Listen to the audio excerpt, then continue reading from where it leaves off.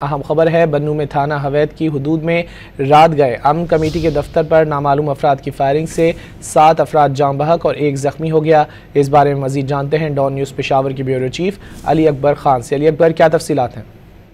जी, खैबर पख्तूनख्वा के जनूबी अजला जो है वो मुसलसल दहशतगर्दी की लपेट में है और रात को जो है लेट आवर में ये बन्नू का थाना है हवैद, उसके हदूद में अमन कमेटी का दफ्तर था, तो उस पर नामालूम अफराद ने हमला किया और जो है फायरिंग से उसके जो अमन कमेटी के 7 अफराद थे वो शहीद हुए और इसके साथ साथ इस वाक़े में एक जो है वो जख्मी हुआ है और इस वक्त पूरे इलाके को कॉर्डन ऑफ कर दिया गया है और तहकीकात जारी है।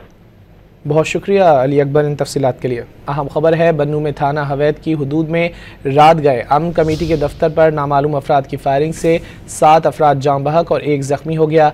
इस बारे में मजीद जानते हैं डॉन न्यूज़ पेशावर के ब्यूरो चीफ अली अकबर खान से। अली अकबर, क्या तफसीलात हैं?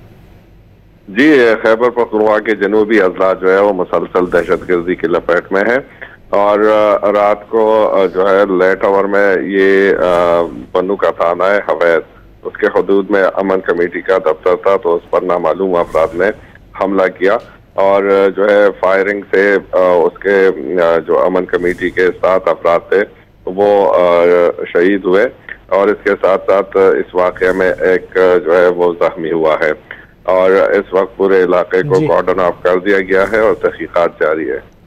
बहुत शुक्रिया अली अकबर इन तफसीलात के लिए।